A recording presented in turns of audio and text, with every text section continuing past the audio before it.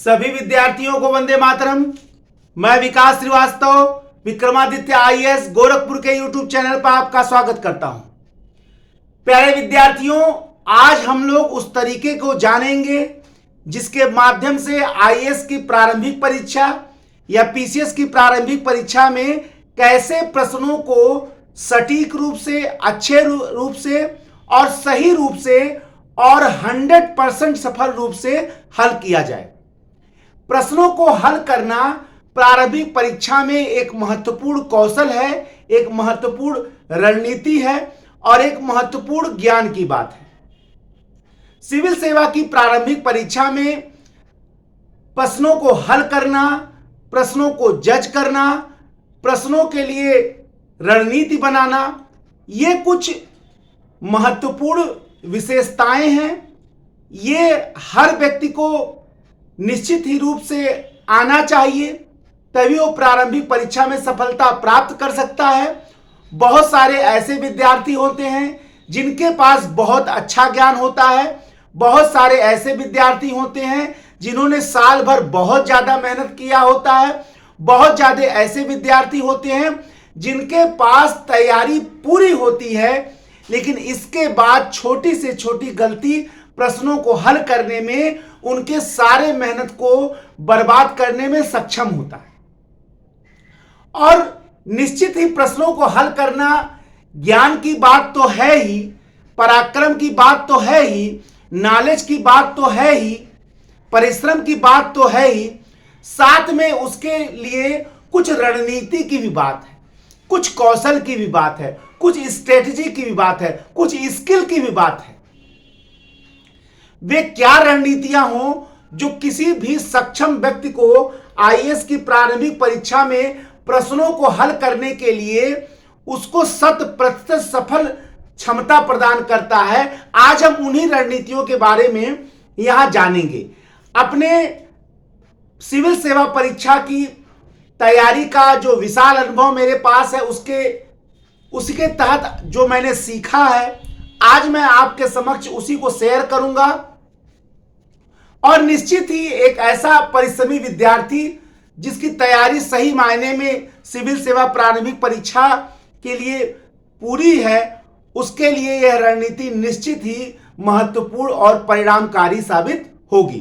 तो आइए हम लोग एक एक चीज को जानते चले और कैसे प्रश्नों को हल किया जाए, आज हम इसी पे डिस्कशन करने जा रहे हैं। आईएएस की प्रारंभिक परीक्षा हो, चाहे पीसीएस की, चाहे किसी भी स्टेट सिविल सर्विसेज की, या कोई भी प्रारंभिक परीक्षा हो, प्रतियोगी परीक्षा हो, उसमें हल करने की यही रणनीतियां हर हाल में काम आएंगी। सबसे पहले आपके समक्ष पेपर आ गया और मैंने आपको यह बताया है कि जब भी पेपर को हल करना प्रारंभ करिए तो ये कभी मत सोचिए कि मैं प्रश्न का उत्तर देने जा रहा हूं। हमेशा इस बात को याद रखिए कि नियति ने मुझे अपने भाग्य का निर्धारण करने का अवसर दिया है और जो मैं यह कलम उठा रहा हूं ओएमआर सीट बनने के लिए, नियति ने मुझे अधिकार दिया है, नियति ने मुझे अवसर दिया है कि मैं अपने स्वर्णिम भाग्य को अंकित कर सकूं। और अपने स्वर्णिम भाग को अंकित करने के लिए ही, अपने स्वर्णिम भाग को लिखने के लिए ही आप ओएमआर सीट को भरने के लिए अपना कलम उठाए। ये कल्पना अपने मन में हमेशा बनाए रखिए, तभी सफलता मिल पाएगी और निश्चित मिलेगी। प्रश्न पेपर, प्रश्न पत्र आपको मिल गया, कोई घबराहट नहीं है। बहुत सारे बच्चे प्रश्न पत्र मिलते ही उनका हाथ पांव फूलने लगता है, बिल्कुल नहीं। निर्जीव बेजान प्रश्न ही तो हैं। एक जीवंत पुरुष, अगर जीवंत विद्यार्थी इसको नहीं हल कर पाएगा तो कैसे कौन हल करेगा? आपके अंदर पराक्रम है कि आप हल कर सकते हैं, इसलिए डरने की कोई बात नहीं है। आपके समक्ष प्रश्न पत्र आ गया। सबसे पहली रणनीति यह है कि प्रश्न पत्र को पूरा समय देना है।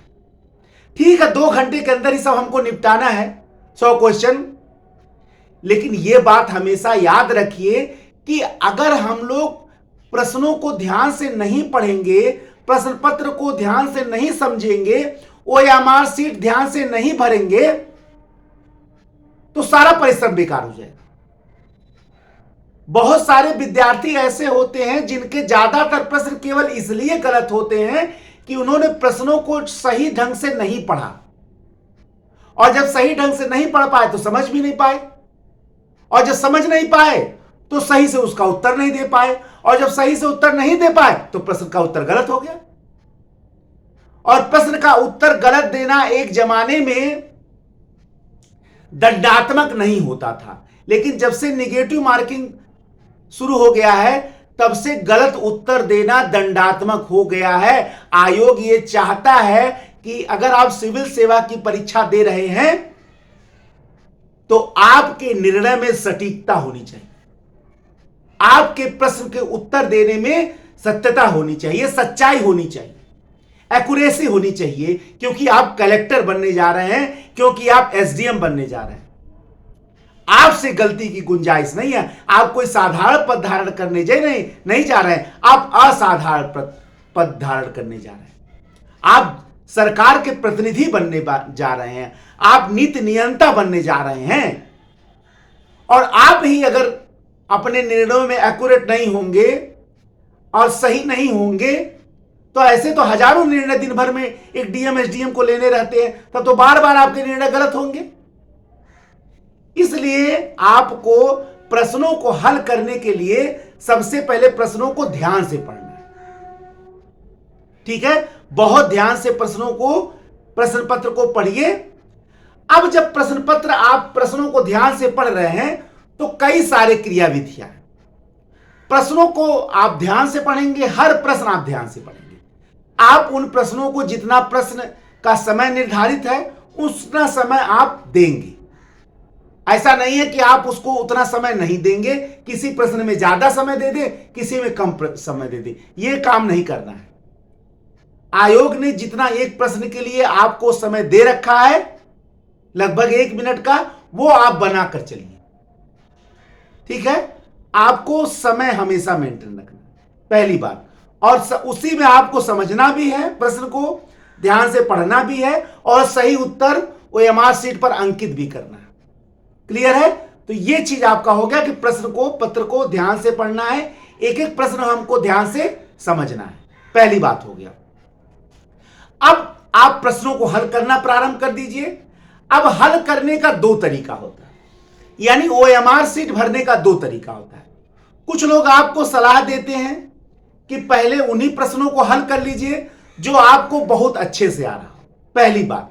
दूसरा, हो सकता है ऐसे अगर 100 नंबर का प्रश्न पत्र है, अगर यूपीएससी का 100 क्वेश्चन का, तो आप जाहिर सी बात है ऐसे प्रश्न होंगे 40-50 जो आपको बहुत अच्छे से आ रहे होंगे, लेकिन वो भी ढूंढना पड़ेगा।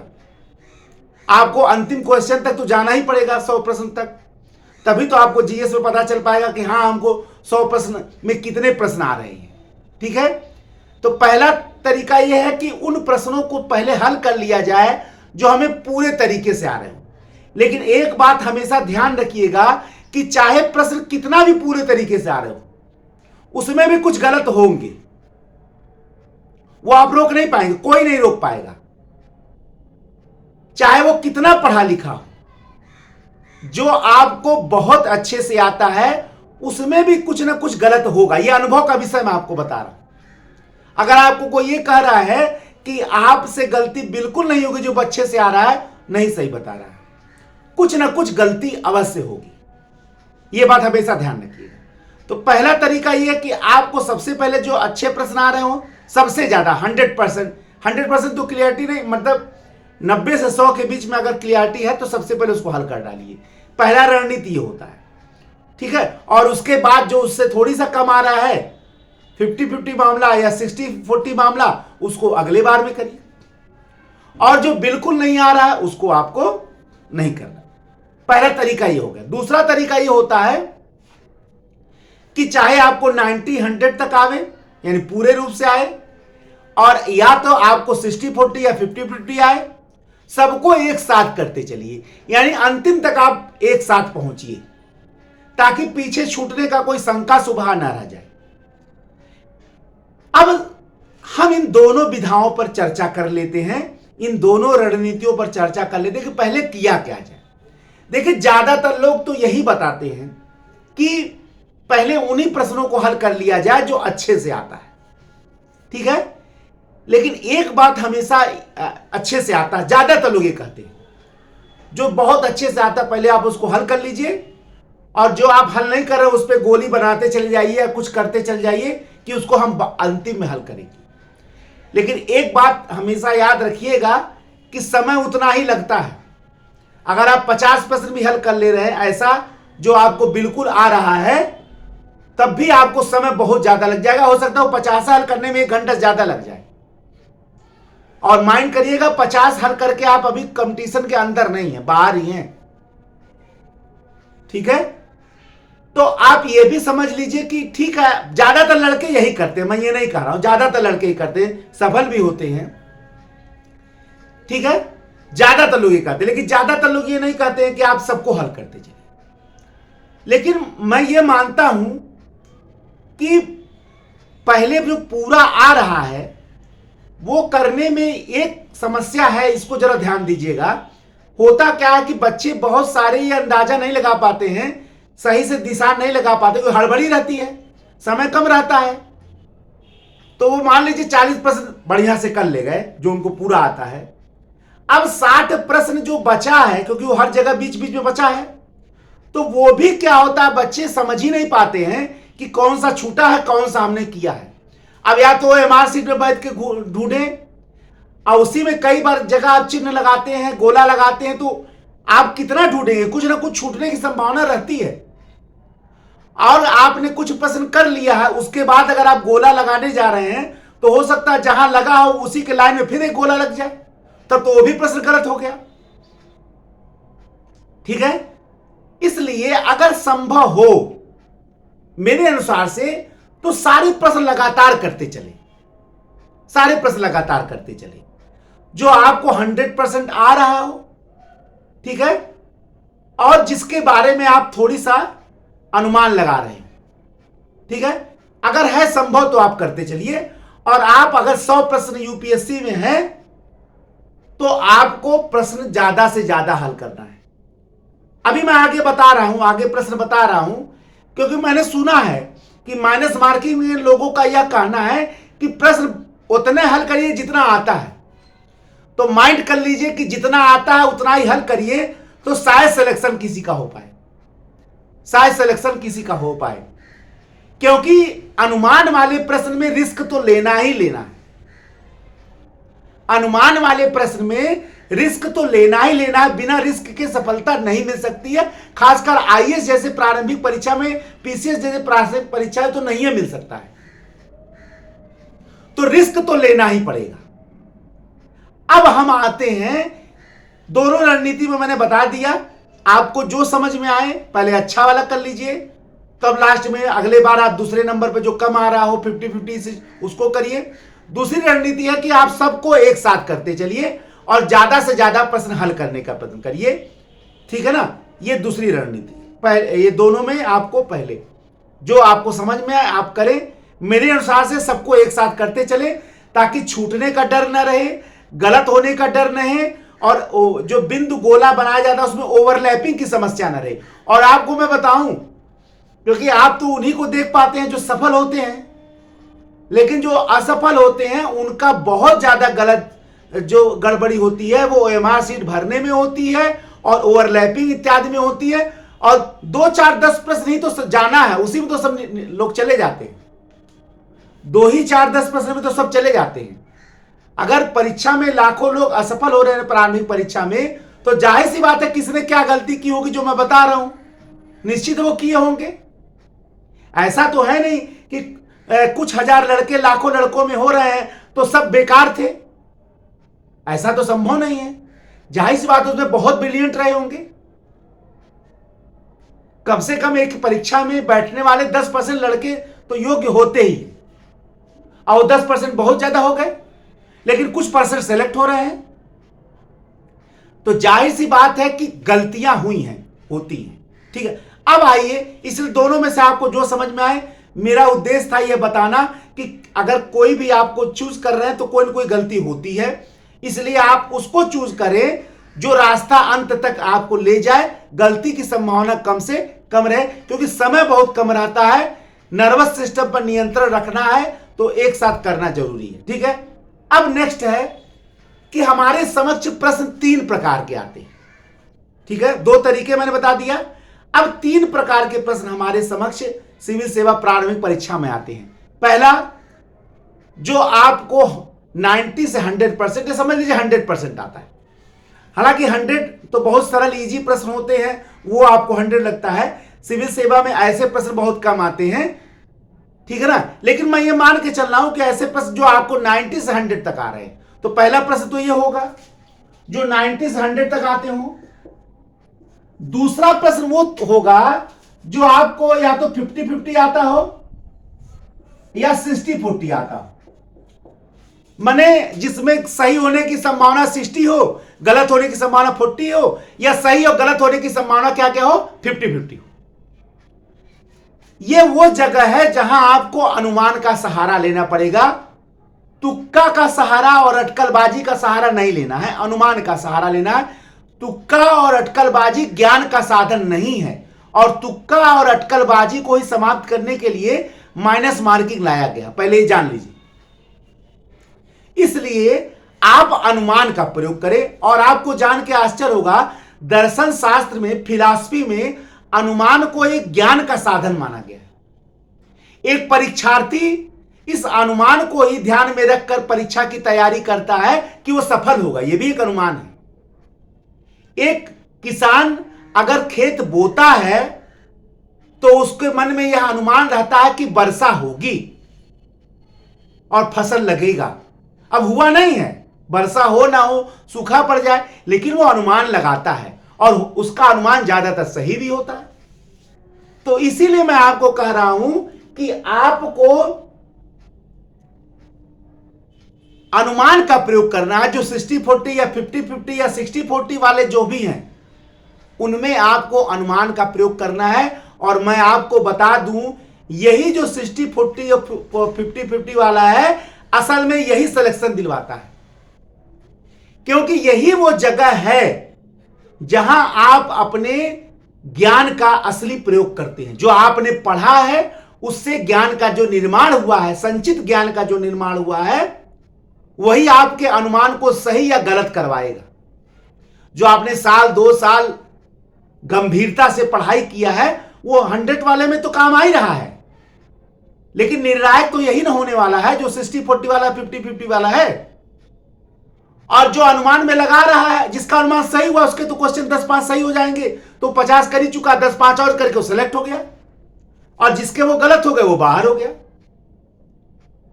यही वो जगह है जो निर्णायक अनुमान ही आपका निर्णय करेगा कि आप परीक्षा में अंदर है या बाहर है। और जो लाखों लड़के छट जाते हैं, वही अनुमान में छटते हैं। इस समय आपका जो स्ट्रांग नॉलेज होता है, जो आपका गंभीर नॉलेज होता है, वही परिणाम पैदा करता है।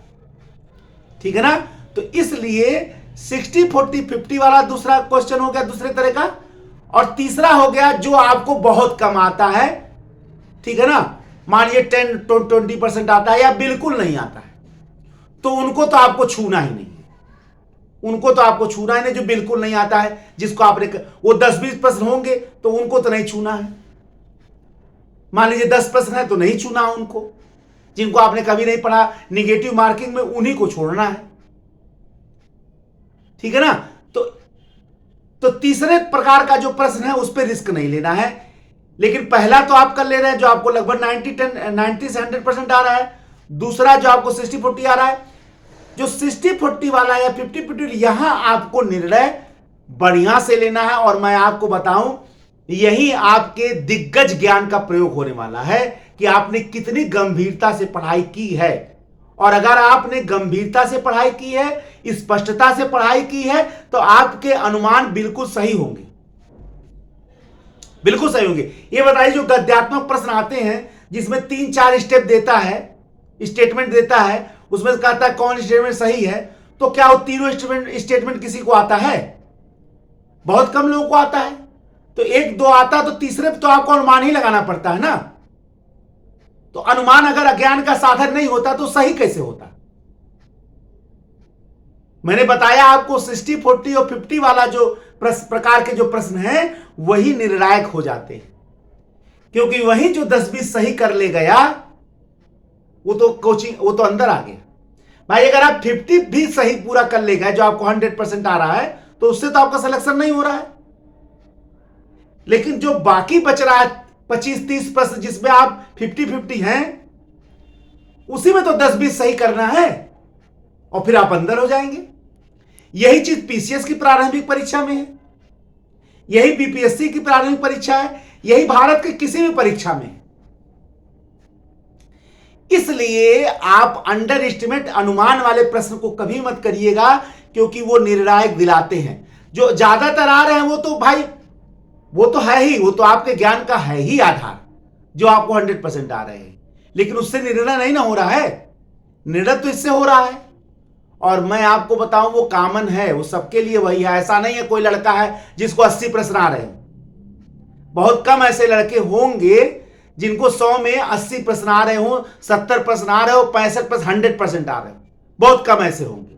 मैं ये नहीं कह रहा हूं बिल्कुल नहीं होंगे, कुछ होंगे, कुछ दिग्गज या विद्वान होंगे, लेकिन ज्यादातर लड़के अनुमान के ही क्षेत्र में आते हैं और उनका साल भर का परिश्रम उसमें आ जाता है। तो मेरे अनुसार से आप अनुमान वाले प्रश्न को अंडर एस्टिमेट मत करिएगा, क्योंकि परीक्षा में सफलता दिलाने में उनका योगदान कम नहीं है और बहुत ज्यादा है। इसलिए आपको उनको ध्यान देना है। तो आप लड़कों, मैं जानता हूं कि लड़के उसको अंडर एस्टिमेट कर देते हैं, लेकिन वही आपको सफलता दिलाता है और उसको आपको तार्किक रूप से वहां सही हल ही करना है। ठीक है ना? अब आप प्रश्न ये आता है कि आप प्रश्नों को हल करने जा रहे हैं। अब सपोज करिए कि 4 विकल्प में से 2 विकल्प ही आपको समझ में आ रहा है कि हां ये है, और 2 विकल्प के बारे में समझ ही नहीं आ रहा है चारों विकल्प में। अब आप इस प्रश्न को कैसे हल करेंगे? जैसे 2 प्रश्न हैं, देखिए सबसे पहले तो आपको इलिमिनेशन प्रोसेस भी जानना जरूरी है। मैंने देखा माइनस मार्किंग में बहुत लोग ये मान लिए कि इलिमिनेशन प्रोसेस बहुत गंभीरता गलत हो सकता है। ऐसा नहीं है। आप ये बताइए, अगर चारों प्रश्नों को उत्तर जो है अगर आप नहीं जान रहे हैं, तो किसी भी प्रश्न को हल करने की जो प्रोबेबिलिटी है वो 1/4 है, यानी 25% है। पता चला अगर आपने एक को एलिमिनेट कर दिया तो अब तो 1/3 हो गया, और अगर आपने 2 को एलिमिनेट कर दिया तो अब तो आधा सत्यता की संभावना हो गई, नहीं हो गई? तो सबसे पहले जिनकी संभावना नहीं है, अगर आप उनको जान रहे हैं कि ये बिल्कुल नहीं हो सकता क्योंकि मैं ये उत्तर जान रहा हूं, तो आप उसको एलिमिनेट कर दीजिए। यानी अब आप निर्णय केवल 3 पर लीजिए, 3 विकल्पों को ध्यान में रखिए। और यदि अगर आप एक और विकल्प एलिमिनेट कर दे रहे बिल्कुल सही, तो आप उत्तर के बिल्कुल 50-50 करीब पहुंच गए। इसलिए एलिमिनेशन प्रोसेस को आप दरकिनार मत करिए। आपके एग्जामिनेशन हॉल में एलिमिनेशन प्रोसेस कम से कम आपको 2, 4, 5 प्रश्न को हल कराने में बड़ा मदद करेगा। और जहां एक एक प्रश्न पर निर्णय हो रहा है, 4-5 तो बहुत ज्यादा होता है, हो सकता है 10 भी करा ले जाए। तो एलिमिनेशन प्रोसेस जरूर रखिए। सबसे पहले यह अगर आपके लिए प्रश्न जो है उलझाव हो रहा है, तो सबसे पहले उस उलझाऊ प्रश्न को सुलझाने के लिए सबसे पहले उस विकल्प को आप बिल्कुल हटा दीजिए जिसके सही होने की संभावना कुछ नहीं है। और अगर एक तो और हट जाए तो बहुत बढ़िया बात है। ठीक है, अब आप वहां पहुंच जाइए। ठीक है, एलिमिनेशन प्रोसेस को जरूर ध्यान रखिए, यह आपके लिए एग्जामिनेशन हॉल में निर्णायक साबित हो सकता है। इसलिए संभव हो सबसे पहले उसको हटाइए जिसके सही होने की संभावना बहुत कम है। अब सबसे बड़ी बात है कि जब प्रश्न आप हल करने जाते हैं तो कुछ ऐसे प्रश्न होते हैं, जब मान लीजिए 4 विकल्प है, आईएएस सबकी परीक्षा की बता रहा हूं, ऐसा नहीं कि आईएएस में कोई अलग से पैदा होता है। 3 मेंस मैंने दिया है और मैं जानता हूं कि आईएएस की परीक्षा कैसे निकाला जाता है, प्रारंभिक परीक्षा, और निश्चित ही आप इन्हीं विधियों से बिल्कुल निकाल सकते हैं। हाँ, लेकिन तैयारी गंभीर होनी चाहिए। तैयारी जो है आपकी सटीक होनी चाहिए। ऐसा नहीं है कि कुछ किताबें पढ़कर आप ये समझ रहे हैं कि वो बहुत ईजी, ऐसा नहीं है। अगर आपकी तैयारी गंभीर स्तर तक है तो इन प्रोसेस से आप हर हाल में निकाल सकते हैं। अब सबसे बड़ी बात है कि आप किसी प्रश्न को हल करने जा रहे हैं तो आप देखेंगे कि उसमें एक विकल्प ऐसा होगा जो सबसे पहले आपके दिमाग पर नॉक करेगा। साइकोलॉजी यह मानता है कि जो ऑप्शन, चारों में से जो ऑप्शन आपके दिमाग पर पहली बार नॉक करता है, माना यह जाता है कि 70-80% वो सही होता है। तो अगर आपको प्रश्न बिल्कुल सटीक से नहीं आ रहा है, आप प्रश्न का उत्तर 100% नहीं जान रहे हैं, और कोई ऐसा विकल्प है जो आपके दिमाग पर पहली बार में ही नॉक कर दिया और अंत तक वो आपको प्रभावित कर रहा है, तो बिल्कुल संभव होगा कि वो सही है, सही हो सकता है। अब आप सोचेंगे कि ऐसा मैं क्यों कह रहा हूं, ऐसा मैं क्यों कह रहा हूं। मैं आपको तुक्का लगाने के लिए बिल्कुल नहीं कह रहा हूं, मैं उसका कारण बता रहा हूं आपको। आपको यह जान के आश्चर्य होगा, यह वही प्रश्न है जिसको आपने कभी पढ़ा होगा, कहीं देखा होगा, कहीं सुना होगा, कहीं समझा होगा, और इस समय आप गए हैं भूल उसको। लेकिन दिमाग भी तो कंप्यूटर है, इसका भी तो मेमोरी है कि नहीं है, तो वो अपने मेमोरी में रखा है, और जैसे वो मेमोरी प्रश्न के उत्तर से टकरा गया, वो वही नॉक कर रहा है बार बार। बिल्कुल ये सटीक है, बता रहा हूं आपको। कभी आपने जरूर पढ़ा है तभी वो नॉक कर रहा है, ये अनुमान गए तुक्का का बात ही नहीं है। ये आपने पढ़ा है तभी वो आपको दिमाग में नॉक कर रहा है। इसलिए अगर आप 100% उत्तर उसका नहीं जान रहे हैं तो आप यहां रिस्क ले सकते हैं, क्योंकि ये आपका पढ़ाई प्रश्न है, इसीलिए आपको नॉक कर रहा है। अगर वो बहुत रिस्क की बात है तो आप छोड़ दीजिए। लेकिन मैंने आपको बताया कि बहुत सारे प्रश्न आपको अनुमान से हल करने पड़ेंगे, क्योंकि निर्णायक तो होगा उस अनुमान। अगर आपका सही हुआ तो आप अंदर हैं, नहीं सही हुआ तो बाहर है। तो ये तो हर कोई करता है, आप पहले विद्यार्थी थोड़े जो आप ये करेंगे। चाहे कितना विद्वान पढ़ा से पढ़ा लिखा लड़का हो, करना तो ये पड़ेगा ही। इसलिए आप इसको जरूर बना के चलिए कि जो नॉक कर रहा है वो आपके लिए निश्चित ही उत्तर होगा, आपने कभी पढ़ा जरूर है। इसलिए यहां आप थोड़ी सा रिस्क जरूर लें, क्योंकि इससे सफलता आपको मिलेगी, जरूर मिलेगी। अब अगला जो स्टेप रणनीति है वो ये है कि चारों विकल्प में कुछ विकल्प ऐसे होंगे जो अलग दिखेंगे, बल्कि जो अलग विकल्प दिखता है वो आपको कहता है कि मैं ही उत्तर हूं। कुछ ऐसे विकल्प होते हैं जो बताते हैं कि भाई मैं ही उत्तर हूं। आप इस बात को मेरे परीक्षा हाल में जरूर याद करिएगा, देखिएगा आप इस बात को कि कुछ ऐसे प्रश्न होते हैं जिनमें विकल्प बताता है कि मैं ही सही हूं। वो आपको अलग लगेगा देखने में। भाई देखिए, जो प्रश्न आपको 100% आ रहा है उसमें तो कोई रणनीति ही नहीं है, वो तो सीधा आपने देखा हल कर दिया, आपने देखा जो हल कर दिया, ठीक है। लेकिन हम उन प्रश्नों के बारे में बता रहे हैं जहां आप अनुमान ज्ञान का प्रयोग कर रहे हैं, जहां अनुमान को आप ज्ञान के रूप में प्रयोग कर रहे हैं, वही 50-50 वाला, 60-40 वाला। तो कुछ उत्तर होगा जो आपको अलग लग रहा होगा। मान लीजिए 2-3 विकल्प आप समझ पा रहे हैं कि भाई ये तो नहीं है, होगा 1-2 विकल्प, और एक विकल्प है जो आपको बिल्कुल अलग लग रहा है।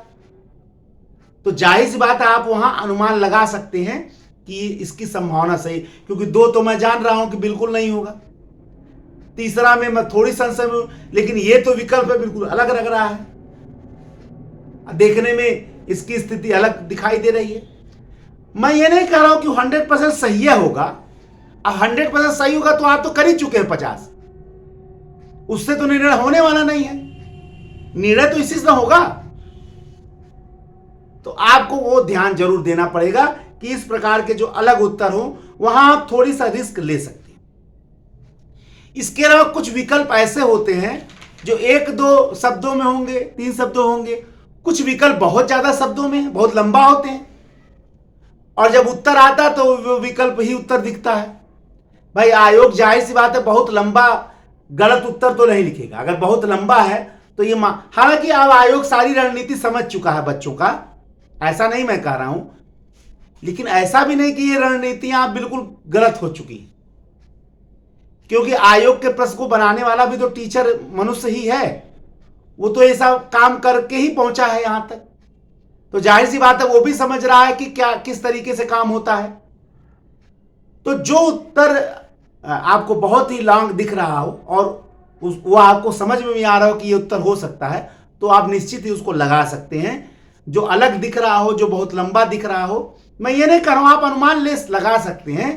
अब बिल्कुल आपको वो समझ में नहीं आ रहा हो तो वहां तो रिस्क लेना ने मैं पहले बता दिया कि जो प्रश्न आपको बिल्कुल नहीं मालूम हो रहा है, ये वहां है जहां 50-40, 50-60, 50-50 या 60-40 पे है, या 70-30, वहां भी आप रिस्क ले ही सकते हैं कि 70% आ रहा है, 30% नहीं आ रहा है, 60% आ रहा है, 40% नहीं आ रहा है, 50% आ रहा है, 50% नहीं आ रहा है, यानी 50 सही होने की संभावना, 50 गलत, 70 सही होने की संभावना, 30 गलत, 60 सही होने की संभावना, 40 गलत। जहां ये सब है वहां पे कर सकते हैं और लेना ही पड़ेगा, क्योंकि इसी सिलेक्शन होगा। अगर आपसे कोई ये बता रहा है कि 100% प्रश्न जो आते हैं उसी सिलेक्शन होता है, तो मेरे अनुमान में ये सही बात वो नहीं कह रहा। कोई ऐसा गिने चुने विद्यार्थी ऐसे होंगे जो 100% प्रश्न जाना है जिससे उनका निकल जाता है। हर व्यक्ति को, हर विद्यार्थी को अपने अनुमान के ज्ञान का प्रयोग करना है। अब रहा बात माइनस मार्किंग का। माइनस मार्किंग में यह भी प्रथा बहुत आ गई है कि टीचर कहते हैं बस उतना करिए जो आपको बहुत अच्छे से आ रहा हो। तो आप जरा बताइए 100 प्रश्न में कितने प्रश्न 100% आते हैं? कितने प्रश्न? मैं जो आईएएस टॉप करने वाला मैं उसकी बात कर रहा हूं, जो आईएएस टॉप करने वाला मैं उसकी बात कर रहा हूं। कितने प्रश्न उसको आ रहे होंगे 100 में? कितने प्रश्न उसको समझ में आ जाएंगे 100 में? क्या 70-80 उसको आ जाएंगे? अभी वो टॉप नहीं किया, माइंड करिएगा, अभी वो स्टूडेंट है जैसे आप हैं, और जैसे आप सोचते हैं वो भी वैसे ही सोच रहा है। टॉप तो वो बाद में करेगा जब इंटरव्यू का रिजल्ट आएगा। अभी वो एक विद्यार्थी है, अभी वो टॉपर नहीं है। अभी जैसे आप स्ट्रगल कर रहे हो वैसे वो स्ट्रगल कर रहा है। तो क्या वो 70-80 कर ले जाएगा? 100% को 70-80% आ रहा है। आयोग इसके लिए प्रश्न थोड़ा बनाता कि आपको 70-80% बिल्कुल आया ही जाए।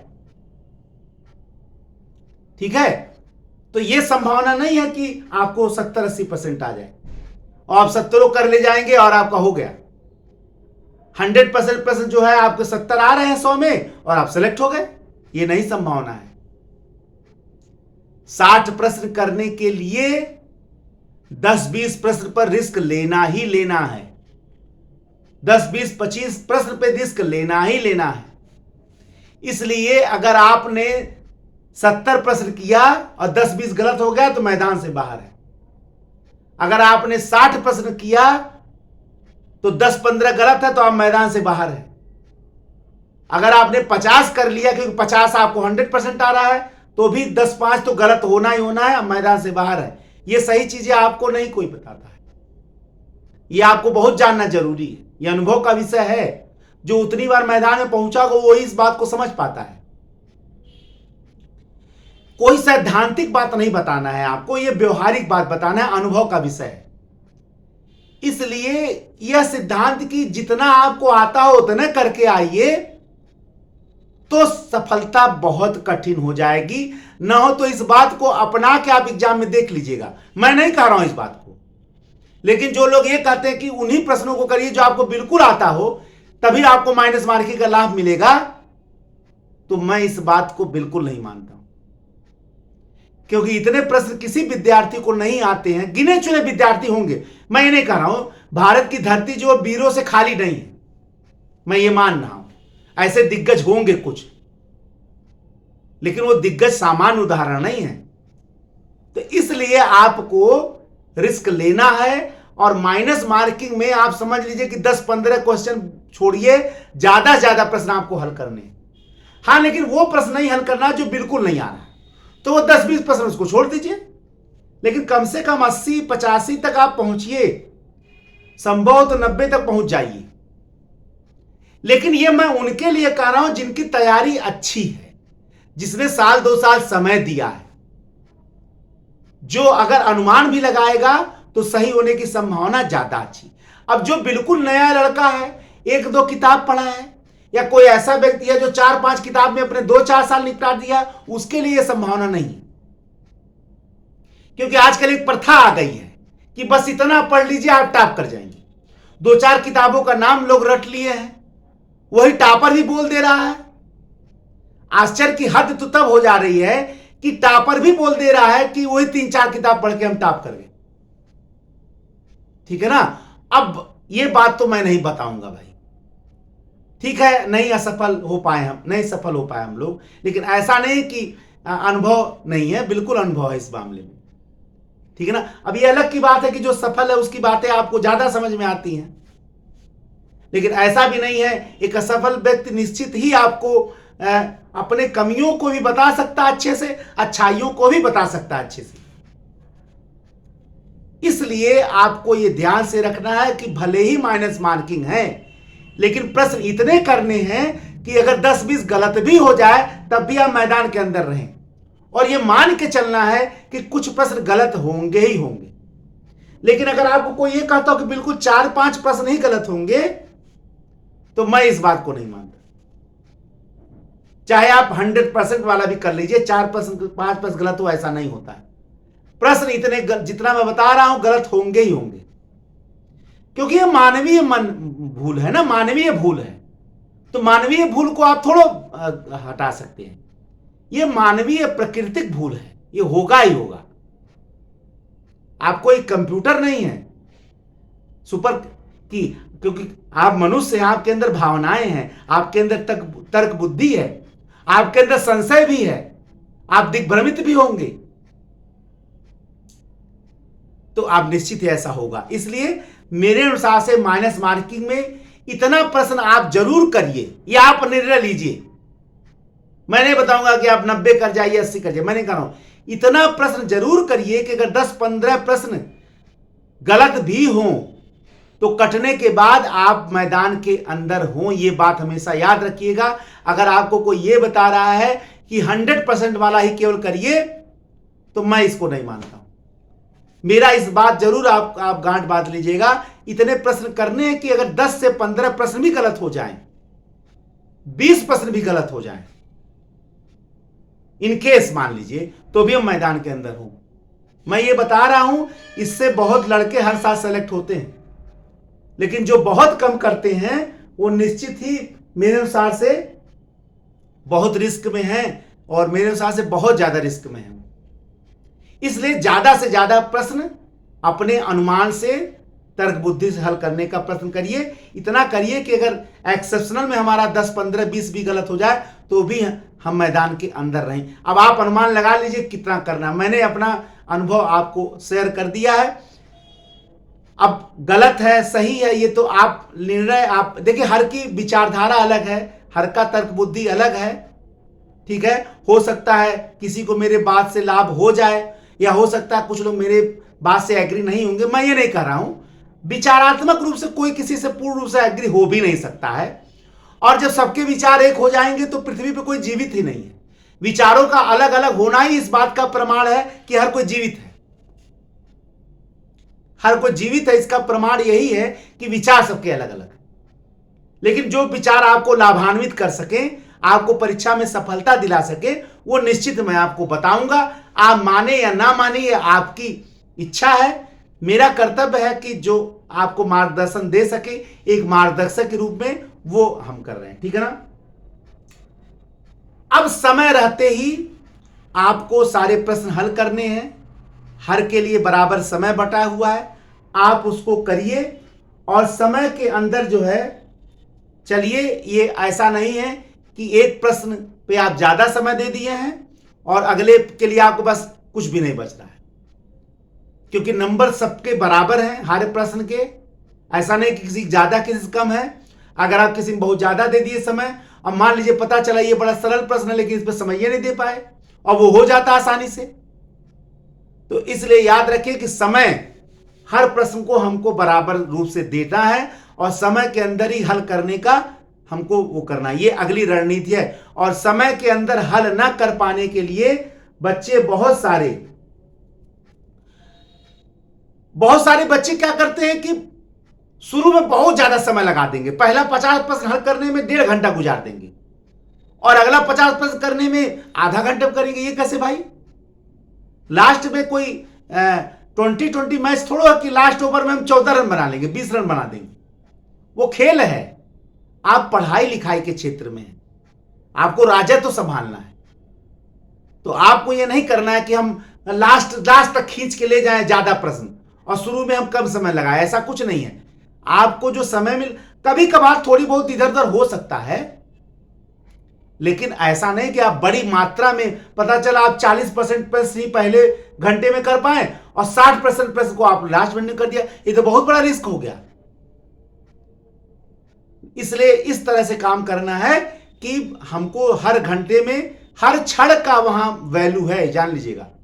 एक एक क्षण आपके नियति को निर्धारण करता है, क्योंकि नियति को लिखने का इस समय आपको अधिकार मिल गया है।